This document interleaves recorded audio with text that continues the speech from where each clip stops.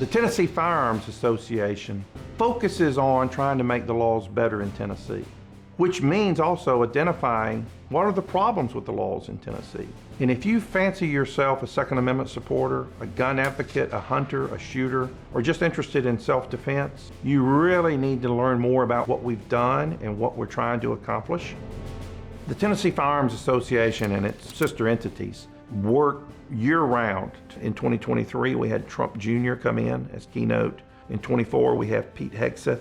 We're about to sign the contract for our keynote for this year. We bring in state congressmen, we bring in state legislators. So we built a lot of partnerships, and it's really accelerated in the last 2 years. We see a lot of opportunities to try to restore the Second Amendment through using litigation. And the sad fact is, for a lot of these issues, we should have never had to go to the courts because the people that currently serve as our governor and that currently serve in the General Assembly have campaigned on how strong they are on the Second Amendment. And then when they get into office, it's like they have amnesia. They forget the promises.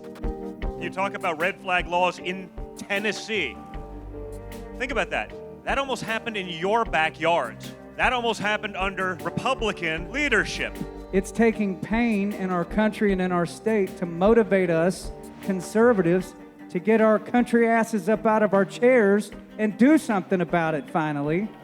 In 2023, when Governor Lee announced he was going to have a special session to pass red flag laws in Tennessee, through a series of events, we got to meet John Rich. Mr. Rich got very involved with the red flag special session effort, came up with the idea of the slogan "Red Flag Down" as a hashtag. Red Flag Down initiative that we did with Tennessee Firearms Association. Anybody that donated to that, thank you very much. It was all used for media, basically just to blow the horn and say, hey, do you know what's going on in your own state? Most people didn't know, and now they know, and now we shut it down. Can I get a hell yeah? Because we won on that deal in a big way. We do have a lot of citizens that are students of history, that understand politics, and that accurately understand that Tennessee is not a constitutional carry state. And one of the things that we try to do is to provide a resource to those people and others to give them tools to help them become better advocates. We're tracking over 70 bills this year and send out updates each week to our members on which bills are moving, which are on calendar next week, which ones need to be amended, which have gotten worse with amendments as opposed to better. Since 2019, it's probably close to 30 cases that we have filed. That's why it's critical that we try to raise as much money as possible through the foundation. It is really good to see this many people up here today, and then we comported ourselves well in the committees. You know, there wasn't a bunch of talking and carrying on and trying to do all that mess and to take away from the effect of legislation being talked about in front of us. The biggest thing that we have to look at is we have to start building the fire under people to be more active. Organizations like Car Arms, Auto Ordnance, Smith & Wesson, Beretta, Rusty Oak Armory, WHMC, and there's just a long list of them that are in the industry. And what's unique about them is that they see the necessity and the value as industry manufacturers to support efforts to remove the infringements on the Second Amendment. We have to stand up courageously and speak what we believe as boldly as possible so that the next generation has a possibility to do the same. That's why Tennessee deserves elected leaders who will come alongside TFA. Thanks to Tennessee Firearms Association for putting up such a wall around this state. Let me tell you something. The Tennessee Firearms Association is the real deal. They are fighting the fight. When we stand for what we know is right, we are invincible.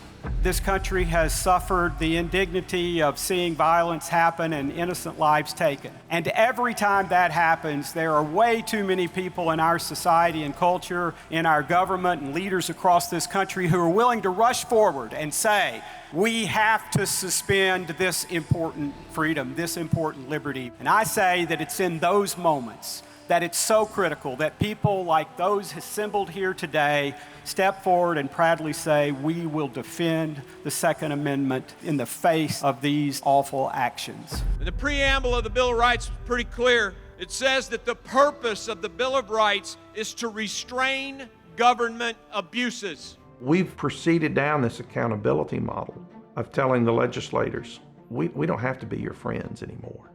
You took the job, you wanted the job, you took an oath to perform the job. We're going to help you understand why what you're doing isn't right.